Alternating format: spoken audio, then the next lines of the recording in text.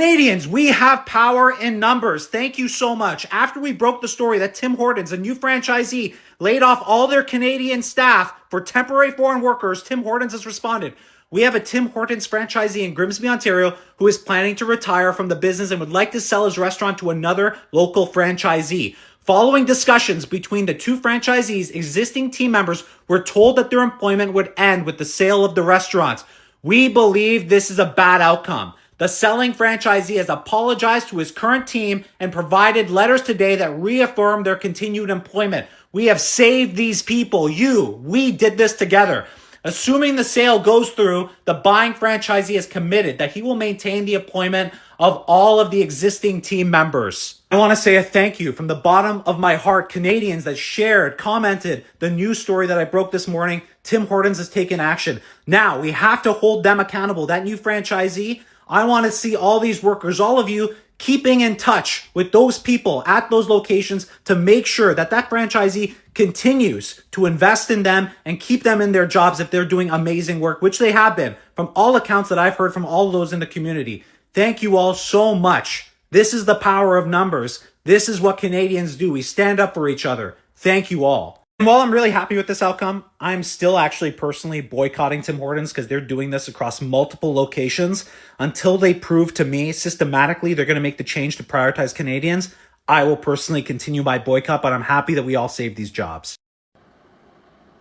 What's going on? This is D.A. Bourne. Welcome to Born with Purpose. Like, share, and subscribe. I really hope you do. That was Soldering Free.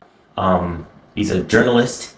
And if you had not heard of the video clip before this, I was going to show both, but I didn't do it because of, I don't want to take a whole lot of time. But before this video, he posted up just a day earlier, or less than a day earlier, talking about how Tim Hortons in Grimsby, Ontario, let go of Canadians that were working at Tim Hortons for 10, 15, a long time. They let them go because they were selling the franchise to someone else. And obviously that new owner wanted to hire only temporary foreign workers. And if you don't know by now, and I'm telling this to American listeners as well, temporary foreign workers take a lot less pay. And that's what these franchises are doing now. They want to get temporary foreign workers so that they can get more in their pocket. Sounds like a good thing if you're a capitalist, but the thing is that with so much Canadians struggling and can't find jobs, it should always be Canadians first that work before temporary foreign workers.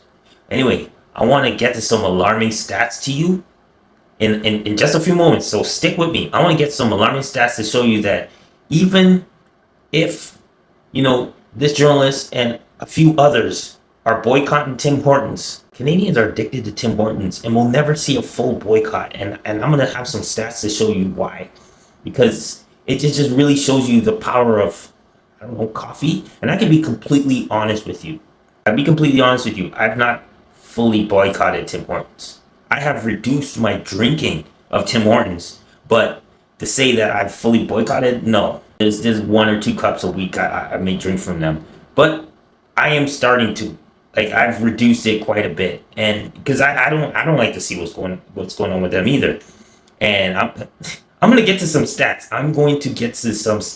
But going back to this story, it's just like franchises, particularly Tim Hortons, are being very open and blunt with it. Like, they are just letting go of veteran Canadians, and I'm so glad that people stepped in and voiced their opinion, because Tim Hortons responded right away. Look, the last thing Tim Hortons wants is to get a bad rep, because right now they got so much Canadians addicted to Tim Hortons that they cannot afford more bad stories, even though more bad stories are going to come out, because with so much Tim Hortons out there, there are a lot of owners that are looking to hire temporary foreign workers before Canadians. But you know what? I'm not even going to waste any time. I want to get to these stats, all right? I want to get these stats, so just give me a second here. I'm going to give first statistical evidence that Canadians are addicted to Tim Hortons, and a full boycott will just not happen. All right? Let me give you some stats here. Widely reported that Tim Hortons holds well over 60% of Canada's coffee market versus the next competitor, which is Starbucks, right? This chain, Tim Hortons, serves over 5 million cups of coffee a day in Canada alone. And this is not including their US franchises. 5 million. So Canada has 40 million people, which means that 1 out of every 8 Canadians has a cup of Tim Hortons a day. Tim Hortons coffee. It's obviously the largest restaurant chain in Canada. I mean, that is not even a surprise there. But 5 million cups a day that they're serving. Wow. Okay, there's some other crazy stats here that, look, 80% of Canadians visit a Tim Hortons at least once a month. 4 out of every 5 Canadians visit a Tim Hortons at least once a month. 51% of Canadians says Tim Hortons is their go-to coffee destination, showing strong repeated use and loyalty. So here's the thing. If 80% of Canadians visit Tim Hortons at least once a month, but 51% says Tim Hortons is their go-to destinations, that means there's a probably 0 to 30%, another 30% or less that won't admit that Tim Hortons is their go-to coffee destination. Think about that. All right, over 75% of Canadians reportedly buy from Tim Hortons regularly. You know what I mean? It's an addiction. That's why it'd be very, very hard pressed to have a boycott of Tim Hortons. So I want to show you some proof, okay? And this is personal proof. And I wish I had more photos, but someone can challenge me on this. I mean, someone can literally challenge me on this because I see it often, like multiple times a week. All right, Pearson Airport, okay? If you go to the arrival section, I'm saying Terminal 1 of Pearson Airport, Terminal 1. I'm telling you this, Terminal 1 right now, because I don't want someone to say, oh, I went to the airport and I didn't see this evidence. I'm saying Terminal 1, not Terminal 3, Terminal 1, all right? Terminal 1 arrivals. There's an area there where there's a 7-Eleven and there's a Tim Hortons right next to each other. I'm going to compare the two because when I tell you what's at the Tim Hortons and what's at the 7-Eleven, you're going to think, man, 7-Eleven should be doing a lot better than Tim Hortons. But I'm going to get to that. All right. So first and foremost, the Tim Hortons in the airport does not offer Tim Rewards programs. 7-Eleven in Pearson Airport offers their rewards. So in other words, the rewards that you get outside of the airport, you can get inside the 7-Eleven. But Tim Hortons, the Tim's reward is not acceptable. Let's move on.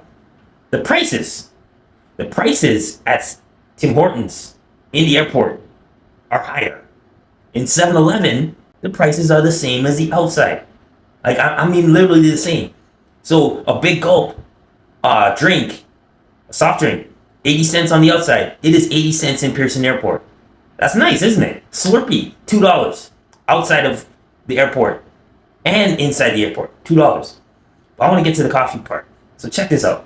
A medium coffee at Tim Hortons inside the airport is $2.30 after tax. Okay? 7-Eleven. Check this out. You can get any size drink. Any size drink. That means small, medium, large, or extra large for $2. $2. And I'm just not talking coffee. You can get either coffee, organic tea, hot chocolate, or cappuccino for only $2. The only difference between the two is that Tim Hortons, they make it for you, and 7-Eleven is self-serve, but still, $2 any size. Any size. So I go there and I get an extra large. It's huge. It's huge. And so mind you, you get a cappuccino at Tim Hortons, you're paying like $4 if you want an extra large, maybe even more. Anyhow, I want to continue. So after saying these steps, right? So you got 7-Eleven, that the prices are the same inside the airport and outside the airport. You get the rewards program, and you get $2 any size of tea, coffee, cappuccino, and hot chocolate. Tim Hortons doesn't offer the rewards program. Their prices are higher, and their drinks are more expensive. And it's definitely not any size for one price. Guess who's more successful in the Pearson Airport? Take a wild guess. The lineups still continue at Tim Hortons more than 7-Eleven. That just shows you the addiction of Canadians and their coffee. And this is the reason why, as much as people want to boycott, some people are boycotting Tim Hortons. Canadians are just addicted to that coffee. And like I said, I'm exploring other options as well. But I want to hear from you. Do you ever think Canadians are going to fully boycott Tim Hortons? Is Tim Hortons going to continue this foolishness of hiring temporary foreign workers over Canadian people? I want to know your thoughts, and let me know about this whole. What do you think of yeah, just this whole general of Canadians being addicted to Tim Hortons and all that stuff? Let me know in the comments. Like, share, and subscribe to Born with Purpose. And until the next video, I'm out. God bless. Peace.